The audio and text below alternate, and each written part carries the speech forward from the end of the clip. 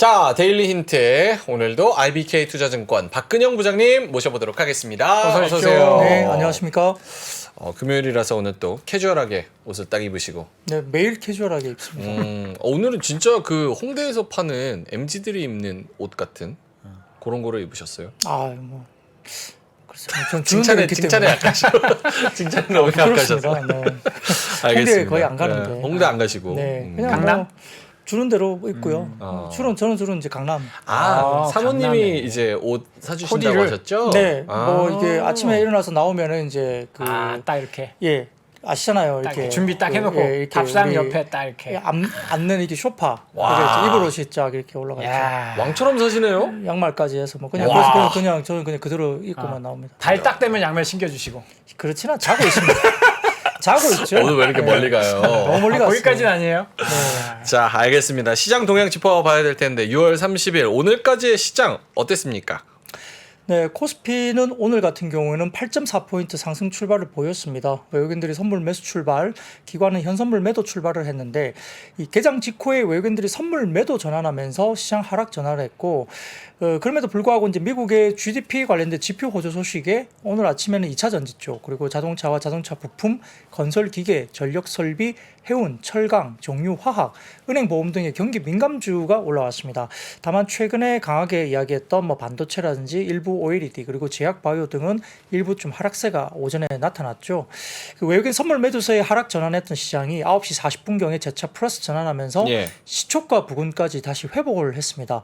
코스피 기준으로 본다면 의미 있는 지지선인 60일선까지 하락한 이후에 60일선 지지를 하고 반등을 준 셈이죠.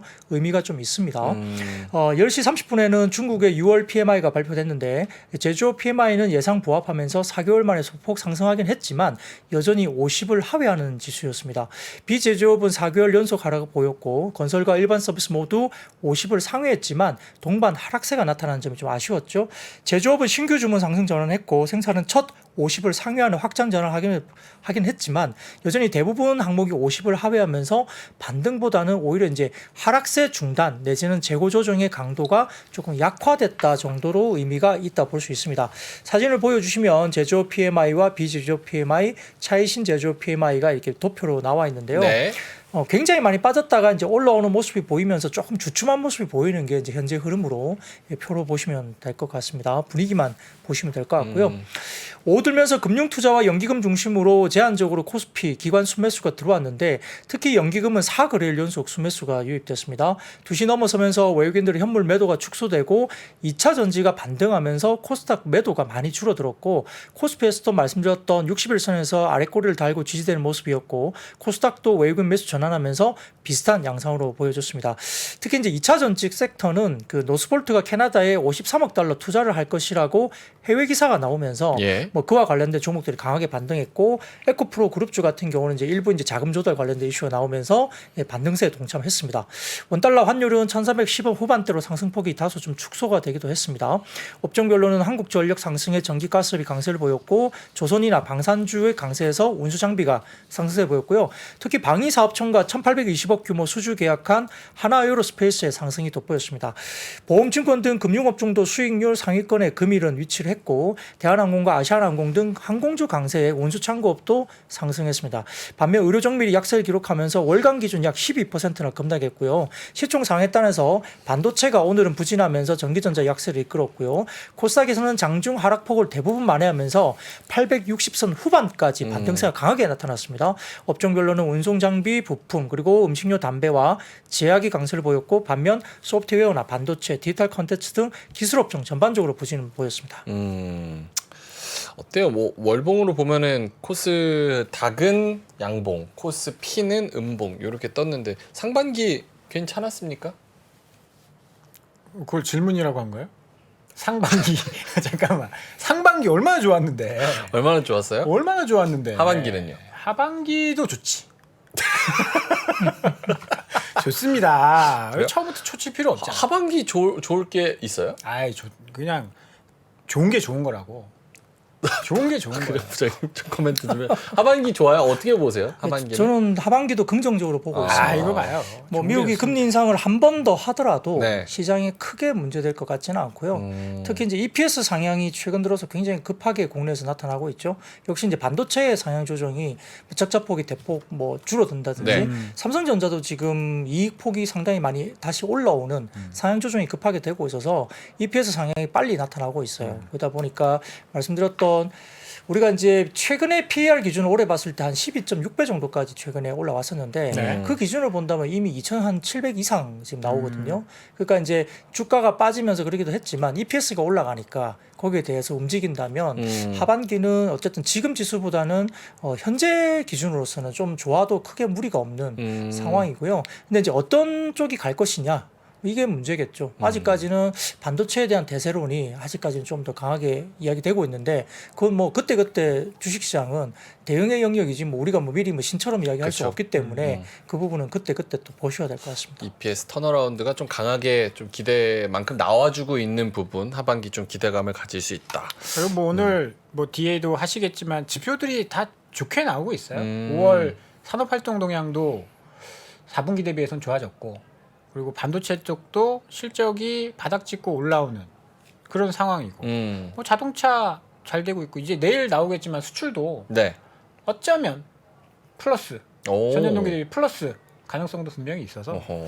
바닥 찍었다 그렇게 봐야 되겠죠? 알겠습니다. 기대를 한번 가지고 7월을 맞아보도록 하겠습니다. 자동차 언급해 주셨으니까 현대차그룹 2분기 호실적에 대한 기대감. 네, 맞습니다. 최근에 이제 그 무겁다던 자동차들이 좀 움직이는데 네. 사실 완성차 움직임보다는 부품주 움직임이 훨씬 더 좋은 상황이긴 합니다. 다만 현대차와 기아가 오는 2분기에도 상장사 영업이익 1, 2위를 당연히 차지할 걸로 보이고요. 과거는 이게 이제 반도체 업종들이 차지를 했었는데 최근에 이제 좋지 못하다 보니까 현대차와 기아가 2분기 상장사 영업이익 1, 2위를 차지할 것으로 보입니다. 대신증권이 리포트를 내면서 현대차에 대해서는 올해 2분기 매출이 41조 6천억, 전년비 16% 증가하고 영업이익이 4조 정도 나오면서 전년비 34%나 증가할 것으로 보고 있습니다. 뭐 OP 컨센이 뭐 3조 6천억 정도였으니까 아마 11% 이상 컨센서스 대비 서프라이즈가 나올 것 같고 네. 올해 배당 확대도 기대되는 상황이고요. 기아에 대해서도 올해 2분기 매출이 26조 정도로 지난해 대비 19% 증가, 영업이익도 3조 4천억으로 지난해 대비 54%를 급증하면서 OPM 마진율이 13.2%까지 올라오니까 기아는 마진율도 굉장히 좋습니다. 영업이익 컨센서스 2조 9천억을 16% 상회하는 서프라이즈를 기록할 것으로도 대신증권에서 오늘 추정을 했습니다. 자, 그다음 첫 번째 사진 보여주시면은 현대차 eGMP 기반 BEV 판매인데요. 이 보시면은 아이오닉 5부터 시작해서 아이오닉 6와 GV60 관련된 부분인데 확실히 막대 그래프가 작년 연말부터 해서 많이 올라옵니다. 실적이 좋아지는 그림이 나오고 있고요. 그 다음 사진 보시면은 제네시스 판매인데 제네시스도 이렇게 막대 그래프를 보시면 확실히 좀 올라오는 게 보이죠. 전체적으로 기본적인 제네시스 판매 비중도 상당히 좀 높아지는 분위기입니다. 그리고 그 다음 사진 보시면은 현대차 리테일 판매 중에 미국 비중과 미국 내 주요 차종 판매 비중인데 이렇게 보면 파란 색깔이 현대차 미국 리테일 판매 비중도 다소 좀 우상향 그림이 계속적으로 좀 꾸준하게 왔다 갔다 하면서 우상향 그림이 그려지고 있고요. 특히 이제 회색 부분 미국 주요 차종 비중으로 본다면 예. 아마 현대차 리테일 판매가 더 많이 증가세로 보이는 게 분명히 맞습니다. 그래서 잘 팔고 있는 거 분명히 맞는 것 같아요. 그러다 보니까 이제 전기차 비중도 올라가니까 멀티플로 조금 거기에 대해서 좀 줄 수 있지 않느냐 그런 생각이 들고 있고요. 다음 사진은 기아 관련된 부분입니다. 기아의 미국 판매 부분인데요. 관련된 막대 그래프를 보시더라도 도매 판매가 많이 올라오고 있고 파란색 보더라도 기아 내 비중이 미국 판매가 상당히 많이 올라오는 게 보이죠. 미국 쪽에서 판매가 상당히 많이 증진되고 있습니다. 네. 그리고 그 다음 사진 보시면은 기아의 주요 RV 차량인데 역시 믹스 개선이 될 수 있는 RV 그러니까 뭐 가격도 좀 비싸죠. 그러다 보니까 이쪽 부분이 또 올라오면서 전반적으로 매출 규모나 이익 구조가 또 좋아지는 모습으로 볼 수도 있습니다. 그런데 현대기아의 자동차 수출도 지금 100만 대 육박하는 호조를 보이는 것도 예. 긍정적입니다. 한국자동차 모빌리티 산업협회에 따르면 현대기아의 올해 1월부터 5월까지의 자동차 수출이 96만 989대, 올해 상반기 뭐 100만 대는 당연히 넘길 걸로 보입니다. 6월이 한 달 빠졌으니까요. 그러다 보니까 현대기아의 상반기 수출 물량이 100만 대를 넘어선 것은 올해가 최초라고 합니다. 그러다 보니까 연간 수출 200만 대 가능성도 조심스럽게 이야기가 되고 있는 상황이기 때문에 긍정적인 분위기고 여기에 따라서 완성차도 좋긴 하지만 뭐 HL 만두라든지 그다음에 뭐 뭐 현대위아, 뭐 글로비스 등등과 관련된 나머지 중소형주들 관련해서도 자동차 부품주들이 상당히 좋은 모습도 보이고 있다 볼 수 있습니다. 도요타랑 현대차 그룹이랑 영업이익을 비교를 해보면 도요타가 한 5조 7천억, 현대차 그룹이 한 6조 영업이익 분기 그 정도 나오는데 도요타 시총은 지금 한 300조, 현대차는 46조? 5조 N 아니에요? 도요타가 그렇게 우리보다 300조 아니에요? 300조? 300조. 300조 원. 영업이익이. 매출이?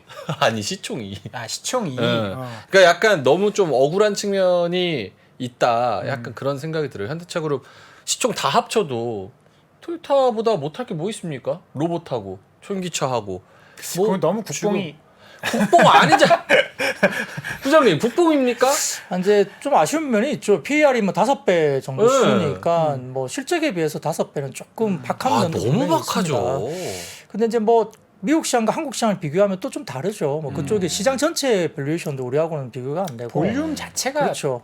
볼륨 자체가 좀 되니까. 다르죠. K 디스카운트. 뭐 그걸 그렇게 표현해야 될지 모르겠습니다만 좀 아쉬운 부분이 분명히 있습니다. 그래서 사실 뭐 PER 5배보다는 좀 더 줘도 된다는 생각 개인적으로 갖고 있는데 그렇죠. 시장이 이제 뭐 그렇게 수급이 안 되다 보니까 저도 좀 아쉽습니다만 그래도 이제 개선이 되어 가는 게 보이죠. 그리고 전기차 비중이 확실히 좋아지고 전체 판매량도 좋아지고 이익단도 좋아지니까 전기차의 MS가 뭐 일본에 대한 전기차에 대한 부분들을 좀 우리가 가져오면서 일본이 가지고 있던 마켓 쉐어를 많이 뺏어오면서 그게 확실히 보인다면은 전기차 쪽에서의 어떤 개선 상황이 확실히 지표로 나올 때는 뭐 멀티플 상향 조정도 충분히 되는 거죠. 같은 돈을 벌어도 5배 줄 거 8배, 10배 줘버리면은 주가는 50%, 100% 올라갈 수도 있는 거니까 그런 시간이 올지 지켜볼 필요는 있겠습니다. 근데 이제 2분기까지가 너무 좋잖아요. 그러다 보니까 다소 조금은 3분기에 대한 우려가 또 나올 수도 있어요. 그 이제 대신증권의 이제 리포트를 좀 보시면 네. 분기별 영업이 컨센서스나 추정치가 나오는데 네. 2분기까지는 굉장히 좋은데 네. 또 3분기가 살짝 2분기 대비해서는 살짝 좀 슬로워지는 모습이 사실 차트가 있더라고요. 그런 이제 물론 이제 3분기는 아무도 모릅니다. 그렇죠. 추정치이기 때문에 그렇긴 한데 뭐 그렇게 된다면 이제 또 좀 아쉽게 또 자동차는 또 이제 피크아웃 이야기가 또 나올 수 있으니까 밀릴 수 있어서. 예, 그런 부분들이 좀 아쉬운 부분이 있는데 뭐 그것은 3분기 돼봐야 아는 거니까 3분기 뭐 일단 돼봐야. 그때 또 가서 한번 보시겠습니다. 알겠습니다. 국뽕이라뇨. 국뽕 뺍니다. 저희는 펀더멘탈. 현대가 최고입니다. 현대가 그건 최고입니다. 국뽕이고. 현대가 최고지. 알겠습니다. 빨리 넘어가 볼게요. 미국 산업용 변압기 교체 수요 확대 기대감, 오늘 LS 일렉트릭 뭐 등등등등 네. 전력기기가 상승했습니다. 네, 사실 뭐 전력기기나 건설기계는 계속 좋았습니다. 올해 네. 상반기 내내 지금 이야기가 나왔던 거고 이게 이제 굉장히 좀 재미가 없었던 섹터였거든요. 네. 시장에서 별로 관심도 없었고 그다음에 한 10년, 15년 전에 이야기해 보면 그때 뭐 OPM 마진율이 한 15%, 16% 가던 게 네. 재작년까지만 해도 뭐 마이너스 마진, 뭐 거의 BEP 마진 여기까지 빠졌던 섹터였기 때문에 관심들이 아무도 없었죠. 근데 이제 작년 하반기부터 지금 PER 관련된 밸류가 확실하게 올라오면서 이제 주가에 대한 영향이 있고 뭐 변압기라든지 미국 쪽의 어떤 캐펙스 관련된 부분에 대해서 굉장히 주목을 받으면서 주가들이 많이 올라왔습니다. 네. 더군다나 이제 오늘 또 언론에서 기사가 또 나왔지만 결국 똑같은 이야기입니다. 북미 시장에서 산업용 변압기 교체 수요가 폭발적으로 늘어난다. 그래서 HD 현대일렉트릭이나 LS 일렉트릭, 효성중공업 이런 주요 전력기기 관련된 부분들이 아주 이제 한층 호재가 되고 있다는 이야기인데요. 실제 지금 변압을 높이는 전력 변압기의 북미 시장 규모가 연평균 6.4% 성장률을 기록하면서 2030년 64억 4천만 달러, 그러니까 한 8조 4천억 정도의 시장이 형성될 것으로 예상을 했습니다. 이 전압을 낮추는 배전 변압기의 경우에는 28년까지 연평균 3.8% 성장할 것으로 보이고 이게 이제 변압기 시장의 성장은 이제 과거에 이미 들어갔던 변압기가 노후화되면서 이걸 교체해야 되는 교체 필요성이 생긴 건데요. 미국 산업용 변압기 중에 33% 이상이 30년 이상 사용된 변압기이기 때문에 교체를 분명히 해야 되는 겁니다.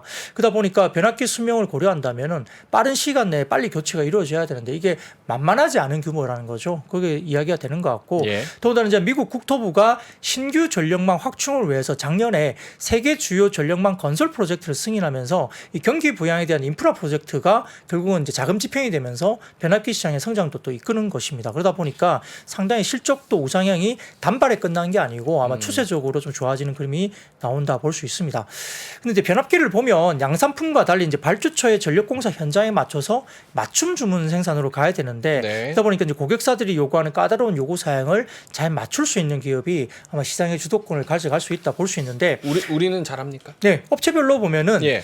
HC 현대일렉트릭 같은 경우는 국내 최초로 친환경 절연율을 적용한 230kV 친환경 변압기 등의 차별화된 기술을 또 갖고 있다고 합니다. 친환경으로. 예, 그리고 이제 최근 미국 에너지 전문 회사인 엑셀 에너지와 2136억 규모의 전력 변압기 공급 계약을 체결한 이력도 있고 이게 이제 단일 품목 기준에 아마 HC 현대일렉트릭 창사 이래 최대 규모 계약이거든요. 2,100억짜리가. 그렇죠. 그리고 현재 미국 엘리바마주 공장의 생산 인력을 또 연초 대비 10% 이상 이제 올리면서 뭐 또 울산 공장에서 생산되는 변압기도 일부가 미국으로 수출하는 뭐 이런 부분들이 있기 때문에 상당히 활발하게 지금 적극적으로 대응을 하고 있다 볼 수 있겠고 그다음에 이제 LX 일렉트릭 변압기 같은 경우는 수송 과정에서 발생하는 충격으로 인해서 변형이 생기지 않도록 설계라는 이점을 갖고 있는 기술이 있다고 합니다. 또 현지 법인을 통해서 시장 공략에 속도를 내고 있고 효성중공업이 이제 최고 전압 765kV 그리고 최대 용량은 1,500메가볼트 암페어에 이르는 다양한 종류의 초고압 변압기를 생산한다고 알려져 있는데 이게 이제 사막이나 지진 지역 등의 설치 환경에 최적화된 맞춤 설계도 가능한 기술이 있다고 합니다. 그래서 현지 생산 능력 확보하고자 2019년에 미국의 테네시주에 있는 일본 미쓰비시 초고압 변압기 공장을 약 610억 원에 또 인수하면서 상당히 좀 경쟁력을 높이기 때문에 이런 관련된 부분들이 이제 변압기 회사들 최근에 두각을 나타내고 있다 보시면 될 것 같고요. 그래서 좀 더 나가 보면 오늘 건설기계도 이제 조금 올라오기도 했습니다. 네. 그래서 건설기계는 역시 이제 중국 시장 MS가 많이 빠져 있고 이미 바닥이기 때문에 네. 중국이 안 좋아서 이제 갈 수 없다. 이거는 사실 별로 신경 안 쓰셔도 될 것 같아요. 북미 지역에 관련된 부분도 워낙 많이 올라오고 있는 부분인데요. 더군다나 이제 최근에 언론에 따르면 결국은 EU 쪽에서 러시아의 동결 자산 관련된 부분을 이 부분에 대한 부분을 우크라이나 지원으로 돌리겠다. 그 돈을 이렇게 이야기 나온 겁니다. 결국 이제 최근에 이제 벨기에 총리가 이야기를 하면서 어떻게 이야기했냐면 러시아 동결 자산에 대한 논의가 진행되고 있는데 여기서 벨기에가 특별한 역할을 맡는다고 이야기하면서 EU 내에 러시아 동결 자산의 90%가 벨기에에 있다고 합니다. 네. 벨기에 어디에 있는지 모르겠습니다만 브뤼셀에 있겠죠. 뭐 그냥 생각나는 게 던져봤습니다.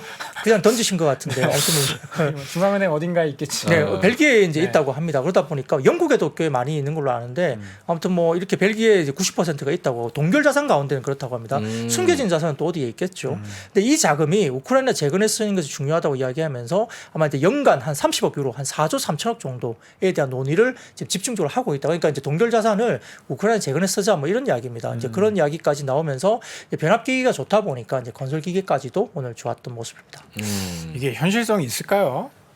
어떤 게요? 이게 압류해서 우크라이나에 쓰는 거? 예전에 독일한테 전쟁 배상금 내라라고 하는 것처럼 그렇게 가능할 것이냐. 왜냐하면 이 그 우크라이나 재건에서 가장 또 우리가 고민해야 되는 거는 실제로 저기 돈이 있나? 막 가서 뭐 몇 조, 몇십 조 이렇게 해서 재건한다고 지어놓고. 하는데 실제로 돈이 어디서 나올까? 누가 지원해 줄까? 이런 것들도 사실 현실적으로 생각해봐야 되는 건데. 밀가루로 갚아야지 뭐. 예전에 태국이랑 어디랑 무기 수출하는데 이제 닭이랑 물물 교환했던 그렇기도 케이스가 하고 뭐 있었죠. 돈을 못 받는다 뭐 그런 말도 있고 그게 어디였나 동남아 쪽에 네. 갔을 때 돈을 못 받았던 뭐 그런 것도 있어서 약간 그래서 뭐 일부 사람들은 회의적으로 생각하는 사람도 있는데 근데 우크라이나 지역의 뭐 재건과 관련된 부분을 이때 가면서 뭐 다른 어떤 정치적인 뭐 이점이 또 있을 수도 네. 있잖아요. 우리가 모르는 뭐 그런 것들을 그럴 좀 수도 더 있겠네요. 뭐 서로 협의를 하겠죠. 토지로 조금 받았으면 좋겠다. 우리 땅이 좀 작으니까 안 되나? 안 되죠. 그거 큰일 나죠. 안 돼, 안 돼.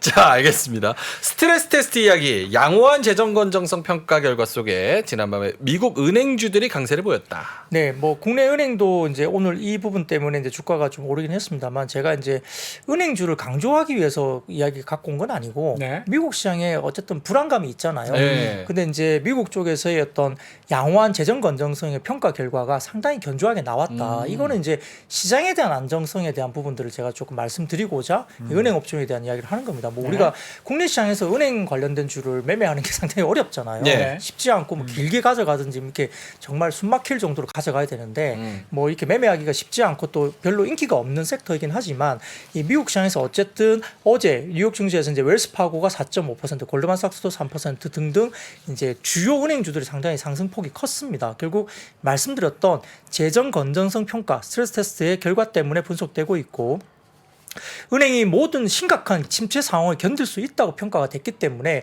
시장의 안정성을 충분히 주는 이슈이죠. 그래서 하반기에 어떤 일이 생기더라도 좀 너무 걱정하지 말자는 말씀 드리려고 이렇게 일단 나온 거고요. 또한 이제 키움증권이 여기에 대해서 보고서를 통해서 최근 몇 년간 실행된 스트레스 테스트 결과 대비 자본 비율 하락폭이 작았다면서 이는 금리 하락 시에 기타 포괄 손익 누계액이 긍정적으로 영향을 미친다라고 평가를 했습니다. 그러니까 뭔가 더 좋아진다는 거예요. 그러다 보니까 이제 2020년 말에서 2022년의 테스트는 금리 변화가 없었던 시기이고 아마 이번 테스트는 3개월 국채 금리가 4%에서 0.1%로 하락하는 상황으로 이제 제시를 하면서 금리 변화 가정의 차이가 엄청나게 큰 거죠. 테스트를 하면서 국채 금리가 4%에서 0.1% 떨어질 때 이걸 테스트를 한 거예요. 얼마나 견딜 수 있냐. 네네, 그렇죠. 그러다 보니까 자본 비율 악화를 일부 만회해주게 되면서 향후에 금리가 빠르게 하락하면 은행의 자본 부담이 상당히 완화될 수 있다는 점을 보여줬다. 이렇게 볼 수 있습니다. 사진을 띄워주시면 네. 23년 스트레스 테스트 결과에 대한 부분인데 이게 파란 색깔이 작년 4분기의 자본 비율이고요. 작년 4분기. 이번에 스트레스 테스트 자본 비율이 이제 약간 중간에 있는 자주빛인가요? 이고 회색 부분이 최소 규제 자본 비율이거든요. 네네. 근데 그 결과 테스트를 해보니까 보통주 자본 비율과 뭐 등등 자본 비율 등이 최소 규제 자본 비율을 모두 다 이제 상회하는 아주 긍정적인 데이터가 나온 거죠. 네. 그러다 보니까 이제 은행 건전성 대한 부분들이 크게 문제가 없을 것으로 평가가 됐다는 부분 때문에 시장에 안정성을 줄 수 있는 이런 부분도 분명히 있는 것 같습니다. 거기다가 신한투자증권도 KB금융에 대해서 2분기 예상 순이익이 1조 3,300억 컨센서스에 부합할 것으로 얘기되고 있고 뭐 자사주 매입이라든지 소각 발표 가능성에도 주목하자 이야기했기 때문에 금융주들이 뭐 오늘은 좀 탄탄한 모습을 보여줬다 볼 수 있습니다. 그러면은 요런 거 지금 미국이나 이런 이슈 봤을 때 상업용 부동산, 뭐 우리나라 뭐 가계 대출 뭐 이런 거 위험으로 뇌관으로 지적되는 이런 부분들은 지금 걱정을 안 해도 된다의 하나의 힌트로 봐도 되는 거예요? 저건 이제 미국 문제니까. 네. 미국 문제니까 상업용 부동산. 우리나라 가계부채랑은 상관없고 네. 상업용 부동산은 뭐 감안을 했을 가능성이 있고 네. 뭐 상업용 부동산 어느 정도 터진다라고 해도 아까 표에서 보셨듯이 네. 자기 자본 비율이 12.1%에서 뭐 10.1%니까 네. 규제 그러니까 최저로 가야 되는 4.5%보다 훨씬 높다. 이게 작년에 썼던 스트레스 테스트보다 높은 상황이니까 걱정하지 마라. 근데 뭐 사실 이것도 연준이 한 거니까. 그렇네요. 그렇다고요. 그리고 오늘 보니까 은행주 또 오른 이유 중에 하나는 그 대출금리가 또 올라. 대출금리. 대출금리. 그러면 이제 순이자 마진 5월에 대출금리가 좀 올라가니까 순이자 마진이 또 올라갈 수 있다. 지금 뭐 은행들 자꾸 정부에서 돈 장사하지 마라. 그래서 예대 마진 줄이고 있는데 5월달에 또 다시 올라갔다라고 하더라고요. 이게 그거랑 비슷한 것 같아요. 라면 가격 내려라. 그러니까 그냥 50원 띵 내리고 네. 많은 그걸로 끝. 어. 그때도 연초에 살짝 내리고 그다음부터 이제 다시 금리 올라가니까 네. 또 대출금리 올라가는. 그리고 모기지금리도 올랐더라고요. 주택담보대출금리도 주택담보대출금리 좀 내렸습니다. 그러면 지금 집값 올라가니까 네. 대출 좀 늘어나는 거 아니야? 이런 기대감도 오늘 은행주 올라간데 좀 반영된 게 아닌가. 그래서 은행주도 2분기 실적에 대한 기대감은 굉장히 높습니다. 그래요. 은행주 이번에 2분기에도 실적 되게 좋을 것이다. 그래서 실적 보고 오늘 조금 뭐 매수가 쏠린 것이 아닌가라는 생각도 한번 좀 해보면 좋을 것 같습니다. 뭐 위험한 거 아니에요? 어떤 게요? 뭐 은행이나 뭐 이런 거 리스크 없는 거예요? 은행은 돈을 너무 많이 벌어가지고요. 그거 다 불러가지고 한 테이블에 모아놓고 네. 너네 지금 이자 장사 이렇게 할 거야? 이렇게 한번 조인트 까였잖아요. 그래서 좀 줄이겠습니다. 아니. 해도 뭐 은행은 사실은 좀 3월달에 한번 깠는데 매번 깔 수 없지. 지금 라면이랑 그 새우깡 까고 있는데 또 은행 교육도 이제 지금 교육 이쪽 저쪽 다 깔 수 없으니까 오. 지금 막 그렇잖아요. 쟤들 혼나고 있으면 나는 좀 피해갈 수 있고 그런 거예요. 알겠습니다.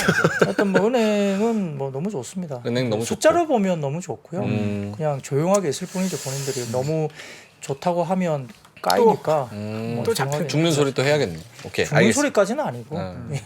알겠습니다. 자, 그러면 마이크론 요 얘기 좀 해주세요. 마이크론이 큰 폭 네. 하락세를 보였다. 5월 네. 반도체 경기 부진 등의 관련주 하락. 네, 사실 뭐 마이크론이 그 전날에는 또 올라왔잖아요. 실험에서 올랐죠. 네, 그러니까 뭐냐면은 생각했던 것보다 실적이 적자가 좀 적네. 그리고 이제 뭐 바닥을 지났다고 또 표현하네. 이러다 보니까 이제 기대감 때문에 이제 주가가 올라왔습니다만 어제 같은 경우는 4% 정도 빠졌습니다. 근데 이제 이게 왜 그런 거 아니? 네. 다음 분기에도 또 순손실이 예상되는 거에 또 주목을 한 거예요. 그러니까 이게 전체적으로 이제 그 코멘트를 할 때는 되게 네. 좋아했었는데 생각해 보니까 가만히 이제 누워서 생각해 보니까 또 다음 분기에도 또 순손실이야. 그러니까 이게 마냥 좋은 건 아니잖아요. 그러니까 이제 약간 회복의 속도에 대해서 지금 다시 이제 고민이 되는 거죠. 이게 빨리 안 된다 생각하면 이게 주가가 오를 일인가라고 이제 잠깐 생각을 하게 되는 겁니다. 더군다나 미국이 7월 중에 대중국 AI 반도체 클라우드와 관련된 또 신규 규제를 또 준비하고 있다 이야기 나오잖아요. 네. 그 차도 월스트리트저널에서 어제 제가 마감 시간 때 말씀드렸지만 네. 그 미국의 테크를 이용해서 중국에 벌룬이 들어왔다 이렇게 월스트리트저널에서 기사가 나왔거든요. 그게 무슨 뜻이냐면 그렇기 때문에 규제를 할 수 있는 근거라고 이야기를 하는 근거 형식으로 뉴스가 나온 거죠. 그때 7월에. 이제 풍선 띄었을 때 그 풍선이 미국의 기술로 만들어졌다. 그렇죠. 그러니까 그거 기술 수출하지 마라. 그 스파이 스파이 그 풍선. 풍선. 그렇게 이야기 나온 거죠. 근데 이제 뭐라고 했냐면 그럼에도 불구하고 미국 정부가 대응을 잘 해서 중국 정부는 어떠한 정보도 가져가지 못했다 이렇게 말했단 말이에요. 네. 되게 뉘앙스가 애매하죠. 그렇네요. 그 뭐냐면 미국과 중국이 이제 대치 상태로 가는 건 잠깐 좀 보류시키는 이야기죠. 왜냐하면 중국이 가져간 게 없으니까 그렇죠. 전면적으로 대치하는 것은 조금 본인들이 스탠스를 완화시키면서 근데 규제를 할 수 있는 근거가 되잖아요. 미국 테크로 본론을 만들었으니까 그렇죠. 안 된다 이렇게 되는 거죠. 그러니까 이제 아주 정치적인 아마 묘사로 되는 것 같아요. 그러니까 그런 스탠스인데 근데 이번에 보면은 A100이라는 그 엔비디아 관련된 것도 칩, 이렇게 칩. 칩 만드는 거죠. 그것도 이렇게 수출이 안 되다 보니까 약간 저승링인 A800을 만들어서 수출했단 말이에요. 근데 네. 이제 7월 들면 A800도 못하는 쪽으로 가는 거죠. 아. 뭐 그렇게 되니까 이제 약간 여러 가지 뭐 규제 같은 것들 좀 강화될 수 있다는 어떤 그런 걸 이야기했기 때문에 아무래도 조금 이제 주춤하는 겁니다.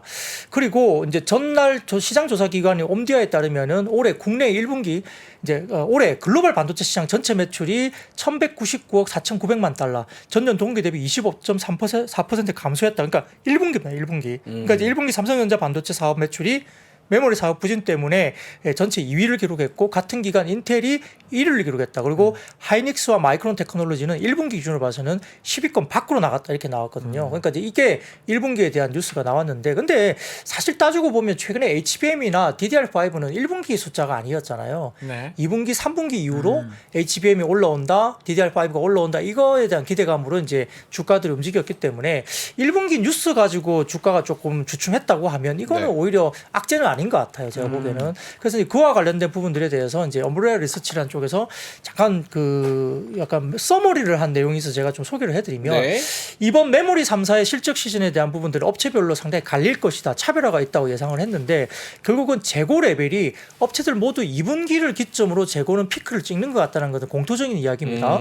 근데 이제 반면 업체별 블렌디드 ASP 흐름이 약간 다를 거다. 그러니까 평균 판매 단가들이 이제 메모리 부분도 마찬가지고 그런데 가장 앞서 있는 건 당연히 SK 하이닉스 쪽이고 하이닉스는 2분기 블렌디드 ASP가 플러스로 돌아설 가능성이 지금 시장에서 제기되고 있는 상황이고 평균 판매 단가가 플러스를 양전할 그렇죠. 것이다. 네. 그러니까 DDR4도 있고 DDR5도 있고 뭐 HBM도 있고 있는데 이런 부분들이 그 이유는 역시나 DDR5와 HBM의 지표가 올라오면서 네. 평균 판매 단가 플러스 전환할 것이다 보는 것 같고 결국 그 이유는 HBM 출하가 하이닉스가 3사 중에 제일 빠르고 서버형 DDR5에서도 상당히 앞서 있기 때문에 아마 믹스 개선이 되면서 평균 판매 단가 ASP가 오히려 로 싱글 디짓 그러니까 이제 좀 낮은 편 한 자리 정도의 상승 가능성이 오히려 시장에서는 제시되고 있으니까 하이닉스의 상승은 설명이 된다는 거죠. 네. 반면 이제 삼성전자는 본격적인 HBM이 올해 연말부터입니다. 하반기. 그래서 급하게 최근에 TSV 캐파를 늘리고 있다.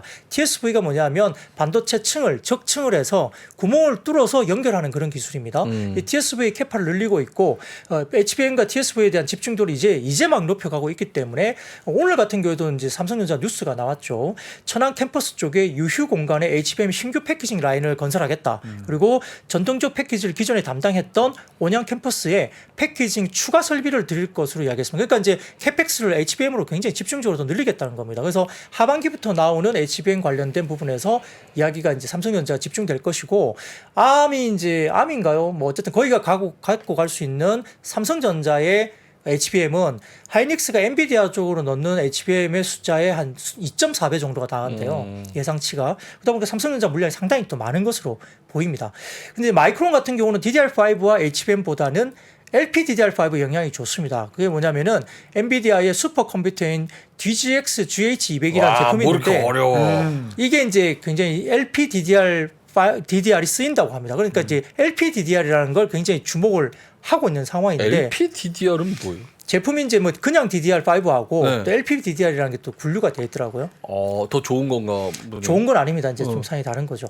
성향이 좀 다른 거? 네, 그렇습니다. 그래서 이제 그렇게 시장을 기대하고 있는데 HBM 시장 지배력이 마이크론 10%밖에 안 됩니다. 그러다 보니까 전체적으로 또 HBM 본격 출하 시기가 마이크론이 2024년인데 결국은 업체별로는 SK 하이닉스는 이미 현재 진행 중이어서 굉장히 빠르고 삼성전자는 올해 하반기고 마이크론은 내년인데 근데 재밌는 것은 하이닉스와 삼성전자는 내년에 각각 HBM3P 그다음에 HBM3M, HBM3E 이렇게 추가적으로 약간 어드밴스드된 신제품을 또 낸다는 거거든요. HBM의 좀 상향된 버전들. 그렇죠. 예. 그러니까 이제 3E가 나오면 그다음에 4, 그다음에 4E 이렇게 넘어가는 겁니다. 네. 그러다 보니까 신제품이 내년 나올 건데 마이크론은 이제 내년에 이제 HBM을 내는 거잖아요. 그러다 보니까 이제 마이크론이 시장에 진입하자마자 삼성과 하이닉스는 바로 새로운 신제품으로 넘어가는 상황이니까 뒤쳐졌네. 예, 마이크론이 따라오기가 쉽지 않죠. 마이크론 이놈들 안 돼 이거. 그렇죠? 마이크론은 안 되지. 삼성전자, 하이닉스 있는데 그렇죠? 그래서 이제 이번에 실적에 대한 어떤 디커플링이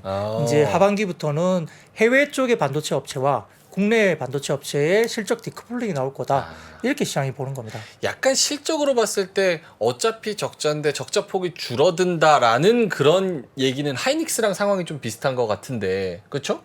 근데 하이닉스는 HBM에 대한 기대감이 좀 살아있는 상황이고 마이크론은 그것마저도 없는 상황이어서 조금 희비가 엇갈린다. 그러니까 어제 마이크론 실적을 딱 봤을 때 드는 생각은 그거였어요. 마이크론의 IR에서 자기네들은 24년 1분기 그러니까 이제 다르니까 24년 1분기가 올해 12월부터 내년 1, 2월인데 그때 되면 DDR5가 DDR4 매출을 넘어설 것이다라고 이제 CEO가 이야기를 했는데 SK 하이닉스는 그게 훨씬 더 빠를 수 있다는 거지. 왜냐하면 HBM이랑 DDR5를 먼저 지금 판매를 하고 있으니까. 그래서 하이닉스 실적이 예상보다 좋을 거라고 생각했는데 오늘 지금 보니까 아까 그 AI 반도체 수출에 대한 규제 이것 때문에 지금 HBM 잘하고 DDR5 잘하고 있는데 팔지 마. 걔들이 엔비디아가 GPU 중국에 못 팔아? 그러면 HBM 하는 쪽, DDR5 하는 쪽 안 좋을 수 있다. 그래서 오늘 최근에 주가가 좋았던 것들이 와장창. 근데 맞아요. 사실은 HBM 매출이 2%밖에 안 되잖아요. 기대감인 거지. 그게 올해까지 가면 10% 중반 이상 올라오고요. 10%까지 중반까지. 내년에는 3-40%까지 올라오니까. 근데 이제 막혀버리면은 아예 그런 성장성이. 네, 근데 그게 DDR4 대비 DDR5와 HBM 가격은 5배에서 7배 비쌉니다. 어떤 게 더 비싸요? HBM. HBM하고 DDR5가 DDR4 대비 5배에서 7배가 비싸죠. 그러니까 그게 점유율이 40% 올라온다고 생각해 보세요. 그러면 매출의 이익단은 어떻게 바뀔 건가? 그 성장률이 보통 일반적인 메모리 시장의 성장률이 뭐 10%에서 10% 중반 정도 연평균 성장을 하거든요. 근데 HBM이나 뭐 DDR5 쪽은 연평균 성장률이 40% 이상 될 거라고 하는 거예요. 와. 굉장히 빠릅니다. 근데 이제 단가도, 근데 이제 이게 커머디티가 아니라는 거예요. 그러니까 뭐 물량에 따라서 가격이 조정되고 그런 상황이 아니라는 거죠. 왜 쇼티지기 때문에 부르는 대로 값이고 굉장히 비싸게 받을 수 있는 게 계속적으로 이어질 수 있다는 게 뭐 아직까지는 현업의 이야기입니다. 오케이, 요거는 미국 정책 뉴스도 계속 팔로우업을 좀 해야 되는 그런 그렇죠. 상황. 왜냐하면 이제 국내 증시가 결국은 반도체가 얼터너티브로 대안으로 반사 수혜를 받을 수 있느냐의 문제잖아요. 근데 미국은 한번 엄포를 놨죠.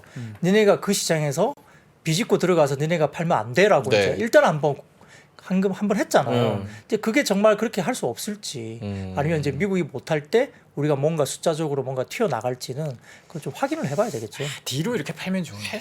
그러니까 뒤로 이렇게 딱 어디 딱 해가지고 뒤로 딱 이렇게 해서 우회해서. 부산 세관처럼. 그래서 뭐 제가 뉴스를 한번 봤는데 요즘에 뭐 관련된 암 시장도 되게 커진다고 그러더라고요. GPU 암 시장이 그래요? 엔비디아 GPU가 뭐 10,000불이면 암 시장에서 20,000불에 팔린대 중국에.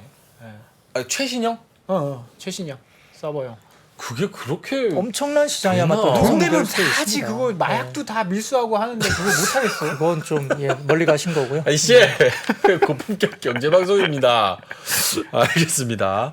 자, 어쨌든 이런 뉴스들은 계속 좀 신경을 써봐야 될 것 같고, 하반기 컨테이너선 수주 낭보 기대감에 조선 기자재 상승. 네, 요즘에 조선주가 의외로 계속 가죠. 계속 올라가죠. 뭐 의외로 이제 이 조선주도 되게 투자하기 힘든 주식으로 알려져 있습니다. 네. 한번 물리면 10년 간다, 뭐 이렇게 생각할 정도로 이제 사이클 산업이기 때문에 그러한 거거든요. 한번 안 되면 엄청나게 오랫동안 기다려야 되는 건데, 뭐 최근에 좀 올라서 뭐 저희도 이제 약간 이거를 어떻게 지금 들어가기가 좀 그런데 이런 생각을 할 수 있겠지만 아무튼 메리츠 증권의 보고서를 통하면 이제 선봉량 기준 전 세계 1등 선사 MSC라는 회사가 있다고 합니다. 네. 여기가 이제 LNG DF 컨테이너선을 발주한다 보도가 됐다고 하는데 이게 8,000TU급 선박을 최소 6척 발주하면서 한국과 중국 조선소와 협의 중이라고 이야기하기 때문에 신규 발주가 나온다는 겁니다.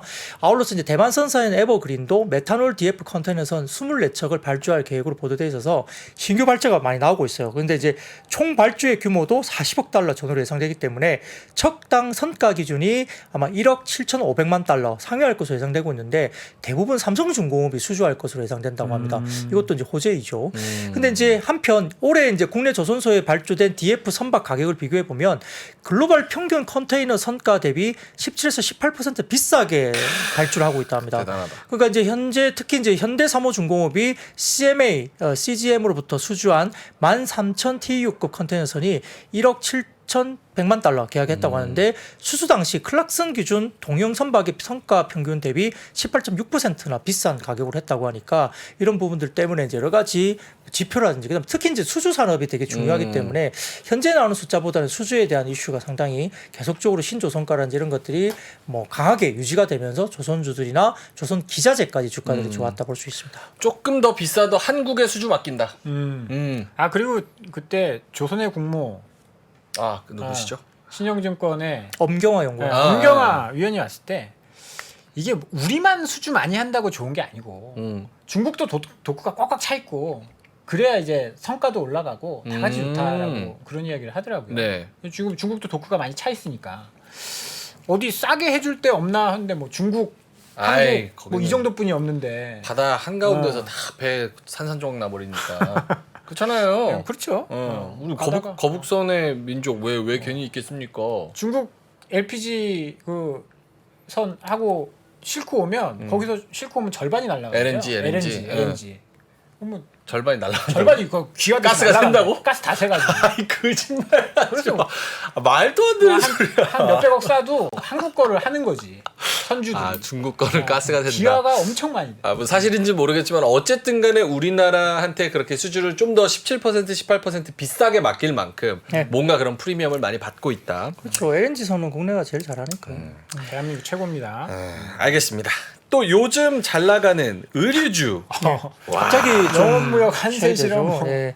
화승. 근데 결국 이제 국내 OEM 3사 전방 바이어 재고가 1분기 기준 피크아웃 다 찍었고요. 재고 수준이 빠지는 게 눈에 보이기 때문에 주가들이 이제 올라간다고 볼 수 있습니다. 그래서 불확실성 해소, 실적의 가시성 확보 측면에서 주가가 이제 회복된다 볼 수 있는데, 자 차트 보시면 제일 먼저 들어옵니다. 첫 번째 차트는 VFC 이게 영업무역 바이어인데요. 재고 자산 증감인데 뭐 작년 1분기 엄청나게 치솟았죠. 근데 이제 그게 빠지기 시작한 겁니다. 아, 재고가 줄었다. 네네네. 그리고 두 번째 룰루레몬. 명앵커님 상당히 좋아할 것 같은 룰루레몬. 맨날 룰루레몬 검색해서 보고 있죠. 그거 옷. 에헤이. 네. 에헤이. 그런 거 보고 그래서 있죠. 이제 보면 영업무역 바이어인데 네. 재고자산 증감도 이제 급격하게 이제 많이 치솟았다가 아무튼 정상화 수준으로 많이 빠지고 있습니다. 그죠? 룰루레몬. 그래도 아직까지는 그래도 증가율이기 때문에 아직도 증가율이 플러스권이니까 그래도 재고자산이 완전히 뭐 정상화했다 보기는 어렵지만 그래도 이제 이렇게 치솟았던 증감률이 확 떨어지니까 뭔가 달라지는 거죠. 자, 그다음 갭 우리가 잘 알고 있는 갭 갭. 한서 실업 바이오인데요. 재고 자산이 이미 마이너스권이 들어선 게 이미 오래됐습니다. 갭 다음 거, PD님 다음 다음 거. 겁니다. 네. 네. 룰루레몬도 줄어들고 예. 갭도 지금 마이너스로. 네, 갭도 이제 마이너스 돌아선 게 벌써 오래됐잖아요. 그렇네요. 막대 그래프가 이미 이제 마이너스 완전히 돌아섰죠. 그 갭은 굉장히 많이 빠지고 있죠. 재고가. 다음 사진. 그다음에 월마트. 이게 이제 가장 전방 산업이거든요. 소매 유통 쪽의 전방 산업이기 때문에 이쪽부터 재고가 빠집니다. 근데 재고가 빠진 게 벌써 이제 이것도 월마트도 마이너스로 돌아섰죠. 확실히 돌아섰습니다. 네. 그리고 그다음 사진 보여주시면은 타겟도 마찬가지입니다. 타겟은 좀 더 빨리 접어들었습니다. 네. 아까 월마트가 이제 이번 분기에 이제 1분기에 들어섰는데 이 타겟 같은 경우는 지지난 분기부터 많이 마이너스가 돌아섰죠.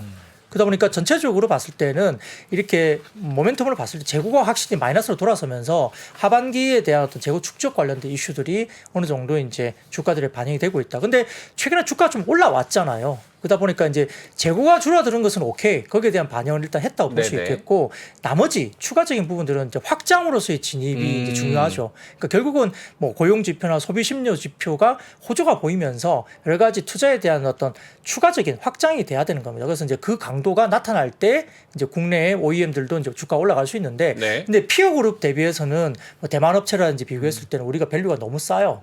그 영업무역 같은 경우는 PER이 4배 뭐 이렇습니다. 4배, 5배. 말도 안 최근에 좀 되는- 올라서 한 5배 되려나? 한 4배, 5배니까 피어 그룹들이 그렇게 이제 뭐 열 몇 배 받고 있기 때문에 거기에 비해서는 좀 싸게 거래되고 있어서 조금 이제 주가들이 좀 올라와도 크게 무리가 없는 자리다 이렇게 볼 수 있습니다. 이게 결국은 뭐 경기 침체나 아니면 소비 둔화 이쪽으로 가면 저쪽에서 바이어들이 재고가 줄어들어도 그 안 재고를 사죠. 채울 만큼 이쪽에서 사지는 않을 것이다. 요거가 좀 중요한 분기점에 있는 것이다.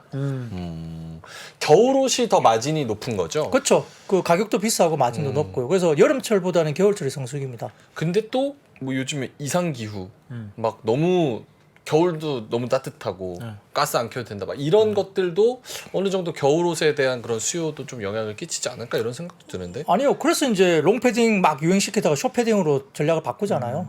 부담 없는 걸로. 그렇게 또 트렌드 맞춰서 그렇죠. 트렌드를 날씨 계속 따라서. 바꾸는 거죠. 그게 그 의류업체들이 전략 아닌가요? 어. 우리가 뭐 언제적 갑자기 뭐 숏패딩을 다 같이 똑같이 생각하고 샀겠어요. 마케팅을 그렇게 하니까 숏패딩을 입어야지 싶은 거죠. 쇼패딩 요렇게 탱크탑까지 이렇게 짧은 것도 있더라고요. 언더북? 아 제가 만들었어요. 언더북? 언더북이라는 건 제가 모르죠. 그런 게 있다 이런 거죠. 자 알겠습니다. 그래서 이런 영업무역이나 이런 종목들이 굉장히 잘 갔다. 자 요거 뭡니까? 일부 업체 소송 이슈가 부각되면서 미용기기 하라. 네, 엄청 좋았는데 오늘 최근에 주가 많이 빠졌어요. 보시면은 이제 미용기기 관련 업체가 주가 굉장히 많이 빠지고 네. 있습니다. 네. 며칠째 빠지고 있는데 그 이슈를 보면 이게 ITC 소송이 나온 게 있습니다. 그래서 시장에서 이제 지금 약간 오해를 하시는 게 비오라고 이루다 뭐 제시스 메이커 이 회사들이 서로 소송을 벌였다고 오해하는 분도 꽤 많아요. 네. 근데 그게 아니고요. 소송의 개요를 보면 사진을 띄워주세요. 이 보시면 네. 소송의 원고는 세렌디아라는 홀딩스, 이게 홀딩스 같은데 세렌디아라는 회사예요. 원고가. 그리고 피고는 제시스 메디칼, 이루다, 비올 등을 포함한 해외 쪽의 미용기기 회사를 포함한 16개사입니다. 단체로. 예. 그러니까 세렌디아라는 회사가 이 글로벌 미용기기 16개사를 상대로 소송을 건 거예요. ITC에다가 국내가 아닙니다. 해외 쪽에 소송을 건 거고요. 국제 뭐 재판소 그렇죠. 뭐 그 내용은 이제 RF 고주파에 대한 마이크로 니들 의료기기에 대한 특허 침해를 주장하면서 소송을 제기한 겁니다. 그래서 이제 이게 아마 최종 판결일은 내년 8월이나 돼야 돼요. 네. 엄청 뒤에 이제 이야기되는 거고 항소나 항고하면은 이거는 뭐 내년 8월 내후년 넘어갈 것 같아요. 그러니까 엄청 먼 이야기예요. 결론적으로는. 그래서 이제 다음 사진 보이시면 제기된 소송의 특허 목록을 보면 뭐 이렇게 특허 보유자가 쭉 나옵니다. 그래서 세렌디아 이 특허 보유자가 있죠. 여기 이름이 표- 나종주. 예, 나와 있습니다. 그래서 여기에 발명자가 라종주라고 돼 있고 현 특허 보유자가 세렌디아로 돼 있죠. 그래서 이걸 제가 말씀드릴 거예요. 어쨌든 특허 보유자는 이렇게 돼 있습니다. 네네. 근데 네. 비올 대표이사신데요? 다음 사진 보시면 그게 나옵니다. 오. 그 라종주란 분이 비올의 대주주였어요. 아. 근데 비올의 대주주였는데 이분이 비올이 주가가 많이 올라가기 전에 네. 지분을 팔았습니다. 아이고야. 올라가기 전에 아니면 올라가서요? 올라가기 전에. 네. 배 아프구나. 2019년 비올 지분을 DMS에 매각을 했고 2019년에 비올이 주가가 올라간 게 한 1, 2년 됐나? 뭐 얼마 안 됐거든요. 얼마 안 네. 됐죠. 네. 19년에 이제 DMS 매각을 했고요. 추가적으로 2차례 블락들어서 지분 매각을 해서 비올은 이제 대주주가 아닙니다. 네. 근데 이제 이분이 이제 세렌디아라는 회사를 하나 만들었죠. 또 만들어서. 예, 그래서 미국의 유통사로 이제 지정이 되어 있는 거예요. 오. 예, 근데 이분이 이제 세렌디아라는 회사를 통해서 이루다나 루트론이나 제이시스메리카 국내 상장사를 포함한 비상장사와 해외 쪽의 미용기기 회사들 전체로 이제 지금 특허 소송을 건 겁니다. 싹 다 걸었구만. 네, 그렇습니다. 이런 거고 국내 상장사인 이루다나 루트로닉 제이시스 메디칼끼리 사오는 게 아니에요. 예, 그 대상은 라종주 이분 또는 세렌디아라는 회사와 그다음에 이제 16개의 글로벌 미용기기가 이제 지금 소송 대상이 된 겁니다. 그 의미가 있는 소송이에요? 아니면은 배 아파서 그래서 제가 이것 때문에 이게 뭐 심각한 소송이 될 수 있느냐라고 네네. 이제 그 관련된 회사들에게 전화를 돌려봤는데 거기다 또 오늘 다올투자증권에서 리포트가 마침 나왔어요. 이거에 대해서 확인 리포트인데 과거에 비올이 이루다에 대해서 또 특허 침해를 소송을 건 적이 있어요. 아하. 이건 좀 별건입니다. 그러니까 지금은 비올이나 이렇게 이루다나 루트론이나 제이시스 메디칼이 이제 같이 이제 당했는데 그때는 네. 비올이 직접 건 거죠. 그래서 비올이 이루다의 마이크로 니들 RF 제품인 시크릿 RF의 특허 3건에 대한 특허 침해를 주장하고 소송을 제기했는데 네. 오히려 비올의 3건의 특허 무효가 확정됐죠. 아이고야. 그 특허가 이제 그게 자기가 인정이 안 된 거예요. 자기가 소송하고. 그러니까 특허가 인정이 안 돼 버린 겁니다. 그러니까 이제 그때도 문제가 안 된 걸로 알고 있습니다. 그러다 보니까 이제 이 관련된 소송 사례가 비올이 이미 이제 다른 쪽 이루다 쪽에 한번 소송 찔렀잖아요. 근데 그게 제대로 안 됐죠. 네. 근데 이제 그거 했던 비올에 이제 계시던 분이 나와서 세렌디아라는 걸 만들어 가지고 이제 그 법인이 지금 이제 소송을 건 사안이거든요. 그러니까 이게 이제 해당 그 이루다나 루트론이나 제이시스 메디칼 입장에서는 이거는 이제 소송해봤자 이거는 뭐 그냥 별 문제 아니라고 다들 생각하고 있고 또 이제 그쪽에다 확인해 본 결과 이루다나 루트론이나 제이시스 메디칼이 이제 공동으로 네. 같이 이제 이쪽 세렌디아 쪽으로 이제 대응을 하고 있는 걸로 이야기를 하고 있고요. 그래서 이제 이게 결국은 소송과 관련된 부분들은 지금 이제 영업이익률 이 회사들의 영업이익률에 비용단을 이미 조금 반영을 해놨대요. 뭐 결국 해봐야 몇 억이에요. 뭐 변호사비 정도 뭐 이 정도인데 어쨌든 국내 상장사들이 같이 이제 세렌디아 대상으로 지금 방어를 하는 소송 관련된 부분들 방어를 하고 있기 때문에 네. 예, 회사가 이야기하고 있고 전체적으로 이 회사들 그러니까 뭐 이루다나 루트론이나 제이시스 메디칼이 이야기하는 올해 뭐 가이던스나 이런 것에 대한 부분들은 뭐 크게 이것 때문에 영향을 미칠 것은 거의 없는 걸로 이야기되거든요. 그러다 보니까 앞서 이제 이미 다수의 소송이나 법적 분쟁이 있었던 사례고 네. 그게 그때도 이제 특허 무효에 대한 부분들이 확정이 됐고 그러다 보니까 그때 문제가 안 됐던 거거든요. 물론 지켜봐야겠지만 노이즈로 지나갈 가능성이 조금 더 높다라고. 네, 그렇죠. 본다면. 그래서 이제 이거에 대해서 전화를 되게 많이 받았다고 하더라고요, 업체들이. 그래서 이제 했는데 이 내용에 대해서는 본인들은 크게 뭐 문제될 거 없다라고 보고 있고요. 그다음에 그 각 회사들이 이제 생각하고 있는 이야기했던 실적 가이던스 이런 거에서 영향이 거의 없다라고 이야기한 거고요. 네. 다올투자증권에서도 최근 이제 미용기기 관련된 섹터 주가가 이야기되면서 노이즈가 부각되면서 많이 빠졌는데 영향은 매우 제한적이기 때문에 오히려 이때는 비중 확대를 해야 한다 이렇게 오늘 리포트를 냈습니다. 근데 저는 자꾸 보톡스가 생각나는 이유는 뭘까요? 보톡스? 왜요? 메디톡스랑 대용제약이랑 휴제이랑 지금 뭐 몇 년째 싸워가지고 아까 ITC 소송했었죠? 네. ITC 소송도 지금 몇 년이 걸렸는데 아우 그거 근데 이제 보톡스 외에 방법이 없잖아요. 균주가. 네네. 근데 마이크로니들은 이거 안 하면 되거든요. 요즘에 이제 침습과 비침습으로 나는 기술들이 또 발견돼 있고 네. 침이 없는 식으로 해서 이렇게 하는 기술도 다 나와 있어요. 제품들이. 근데 왜 병원에서는 주사 놔요? 아프게? 싼 건 그렇고 좀 비싼 거는 이제 아, 니들이 비싸- 없는 걸로 비싸네. 가야 비싸서 되죠. 그런 거야. 그리고 신제품을 가야 되죠. 신제품 있는데 가야지. 아 그래요? 그래야 아, 그거 마이크로니들로. 미용기기 옛날 거는 뭐 옛날 거라 해봤자 몇 년 안 되지만 그때는 이제 거의 침습이었어요. 그리고 또 침습을 해야 또 사실 효과가 좀 높아요. 당사는 다. 네. 아유 그거 50만 원짜리 그거 막 15만 원에 받으려고 하니까 그런 거 아니야. 그래요? 다 37,000원에 세일하던. 그렇습니까? 그러니까 알겠습니다. 예를 들어서 네. 감기 걸렸는데 약 먹는 거하고 주사 한 방 맞는 거하고 다르잖아요. 다른 것처럼. 그러니까 이제 침습이 아프고 고통 때문에 조금 약간 이렇게 저주하는 분들이 많은데 그것 때문에 비침습과 관련된 기기가 많이 나와 있어요. 신제품들은. 그래서 네. 그런 게 있지만 아무튼 뭐 그런 거 떠나서 일단 이거는 좀 노이즈인데 이게 주가가 며칠 동안 그렇게 많이 빠질 만한 이슈는 아니다는 거죠. 네, 알겠습니다.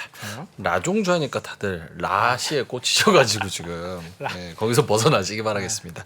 자, 그러면 글로벌 제약바이오 M&A 회복 소식 등의 제약바이오 상승. 오늘 제약바이오 괜찮았죠? 네, 오늘 조금 이제 올라오기도 했습니다. 그 언론에 따르면 올해 상반기에 10억 달러 이상 규모의 제약바이오 M&A 계약이 총 9건인데 최대 규모 계약은 430억 달러 상당의 화이자와 시젠 계약으로 알려져 있고요. 작년 전체를 통틀어서 가장 컸던 계약 규모가 278억 달러니까 네. 이번 규모는 최대 규모죠. 430억 달러니까요. 그러니까 화이자 다음으로는 미국의 머크의 미국의 프로메테우스 인수 계약이 108억 달러. 머크는 프로메테우스 바이오사이언스를 인수를 통해서 궤양성 대장염과 크론병 등의 면역학 포트폴리오를 강화하는 것으로 알려져 있습니다. 이 궤양성 대장염은 진짜로 답이 없었거든요. 근데 최근에 이게 나온다는 것은 굉장히 고무적입니다. 그리고 아울러서 이제 5월 발표한 일본 제약사의 아스텔라스 제약의 미국의 이베릭 바이오 인수 규모가 59억 달러. 이게 황반 변성, 이게 실명 치료제 포트폴리오를 넓히는 거거든요. 그리고 스위스 노바티스는 희귀 신장병 치료제를 개발하는 미국의 치누크 테라퓨틱스를 35억 달러에 인수하기로 했기 때문에 대규모 M&A가 지금 활성화되면서 이제 이런 것들이 뉴스 플로우 상으로 이제 좀 주가들이 올라왔는데, 근데 최근에 했던 뉴스는 그래요. 최근에 뭐 경기 불안을 이제 이유로 네. 뭐 현금화를 많이 하기 때문에 소규모 합병에만 조금 집중되고 있고 대규모 합병 건수가 좀 적어진다 이런 뉴스도 나오기도 했거든요. 그러다 보니까 펀더멘탈리 이 기수 때문에 뭐 제약바이오가 이제 뭐 추세적으로 올라가기는 살아날 조금 것이다. 쉽지는 그런 않고 건 아니고. 또 셀트리온은 PBM 관련된 그 보험 등재 이슈 때문에 또 약간 우려가 되면 주가 많이 빠져 있잖아요. 네. 그런데 그러 다음에 지금 반등이 못 나오고 있죠. 셀트리온 제대로 못 나오고 있거든요. 그리고 그 6월 한 달 동안 삼성바이오로직스도 굉장히 많이 빠졌습니다. 그런 것들이 좀 빠져 있기 때문에 아직까지는 공식적인 어떤 업황의 이게 반등은 좀 안 나오고 있는 모습이다 볼 수 있습니다. 약간 뭐 엊그저께 이번 주에는 셀트리온 뭐 이슈도 있었고 제약바이오는 그거 아니라는데 떨어지고 올라오지도 못하고 있어가지고. 아니란 건 아니죠. 네, 셀트리온은 아닌 건 아니고 네. 기회가 영향이- 남아 있는데 네. 그 기회가 마지막 남아 있는 기회가 그렇게 이제 확률이 될 것인가를 기다리는 거죠. 근데 이제 등재가 안 된 건 맞잖아요. 그 옵텀인가요? 옵텀 맞아요. RX는 등재가 안 됐죠. 세 건 중에 셀트리온이 없었고 그다음에 두 번째 들어가는 게 CVS인가 거기에 들어가야 되는데 거기는 한 개만 가져가겠다 해가지고 기존에 있는 걸 그대로 유지하기 때문에 아마 남아 있는 게 한 가지일 거예요. 그 한 가지일 것 같은데 거기는 이제 들어갈 수 있는 기회가 남아 있는데 결과를 봐야 되고. 근데 이제 이번에 말한 옵텀은 사보험이거든요. 사보험. 예. 근데 이제 시장은 사보험과 공보험이 55%, 공보험이 45%가 남아 있어요. 그러니까 공보험 시장은 아직은 셀트리온이 또 기회가 남아 있죠. 그러니까 거기에 뭐 확정됐다라고 발표를 해줘야지 주가 올라가겠죠. 그렇죠. 근데 아직까지는 이제 발표된 쪽은 아직 못 들어왔기 때문에 좀 우려가 있는 것 같습니다. 바이오 너무 안 좋은 것 같아요. 제약바이오는 지금 분위기가 자 알겠습니다. 마지막으로 수소산업 본격화 기대감 네. 관련주 상승. 네, 이거는 뭐 그냥 아주 짧게만 말씀드리겠습니다. 네. 뭐 수소는 테마성이기 때문에 그러고요. 최근에 이제 현대차 그룹에서 이제 수소, 그러니까 북미 상용차 수소 사업 개발 담당 전무에 성함이 이제 진박이라는 분을, 이분이 이제 전 하만 인터내셔널 코리아 사장이라고 합니다. 그 이제 사람을 이제 현대차 쪽에서 이제 일단 인사를 했고요. 그래서 수소 쪽과 관련된 북미 수소 사업의 확대에 대한 속도를 좀 낼 것으로 보이는 인사가 있었다는 거고, 더군다나 이제 산업통상자원부가 최근에 주유소 내 연료전지 구축 실증 사업을 종료한다고 밝히면서 주유소에서 기존에는 이제 수소 연료전지 설치가 불가능했다고 해요. 근데 이것을 이제 설치를 할 수 있도록 전력 생산이 정식으로 허용됐습니다. 그래서 네. 아마 SK 에너지도 실증 사업을 본 사업으로 전환하면서 약 2,000개 정도의 에너지 슈퍼 스테이션을 구축하기 위한 투자 계획을 구체화한다고 합니다. 그러니까 이제 사실은 다른 땅을 사가지고 뭐 이렇게 한다는 게 전기차 충전소가 쉽지 않잖아요. 그러니까 주유소에다 같이 놓으면 되게 부지가 어느 정도 형성이 되겠죠. 그러니까 그 사업이 이제 할 수 있도록 됐다는 거죠. 그래서 그런 부분들 때문에 전반적으로 좀 좋은 이야기가 나오면서 수소 관련된 테마주들이 올라왔다 볼 수 있습니다. 알겠습니다. 이렇게 어떻게 이렇게 이 많은 내용들을 다 기억을 하고 계신지 모르겠어요. 그러게요. 네. 대단하십니다. 그래서 조금 더 기억할 수 있도록 이 대본 안 보고 다 암기해서 하실 수 있도록. 암기해서 하실 수 있도록 어. 저희가 선물을 하나 드리고자 네. 눈알이 뭐 주시는지 직원들이 무슨 얘기를 하나. 자, 요거를 암기를 한번. 왜 시키나. 자, 요 스마트 브레인 큐라고 두뇌 건강, 기억력과 집중력 도움을 주고요. 홍삼이겠죠? 홍상이 아니라 홍삼 오메가3. 오메가3. 올인원 굉장히 트렌드로 중요합니다. 한 번에 섭취하고 네이버 검색창에 스마트 브레인 큐 이렇게 검색해서 드시면 될 것 같습니다. 오메가도 들었고 홍삼도 들었고 두뇌 건강, 집중 케어도 되고 굉장히 좋습니다. AI가 되는 거 아닌가? 뭐라 그러시죠? AI가 되는 거 아닌가 모르겠다고. AI. 자, 요거. 네. 네, 요거 하나 받으시고요. 저희가 기회가 되면 GPU도 하나 꼽아드릴게요. 잘 먹겠습니다. H백 하나 꽂아드리도록 하겠습니다. 네, 스마트 브레인 큐 네이버에 한 번씩 검색해 보시면 좋을 것 같고요. 한 번씩 사 드시면서 더 많이 수익 낼 수 있는 하반기를 맞이하셨으면 좋겠습니다. 자, 그러면 오늘 데일리 인트 IBK 투자증권 박근영 부장님은 여기서 보내드리도록 하겠습니다. 고맙습니다. 네, 감사합니다. 장 시작 전부터 종료까지 쏟아지는 수많은 뉴스와 정보들. 이 중에서 어떤 것이 투자에 정말 도움이 되는 정보일까요? 3프로의 증시 셔터맨 박근영 마스터가 직접 정보를 선별하고 투자의 힌트를 드립니다. 시간도 아끼고 투자 아이디어도 얻는 시간, 박근영 부장의 마켓 힌트와 함께 하세요. 자세한 사항은 3프로 TV 앱과 홈페이지를 확인하세요.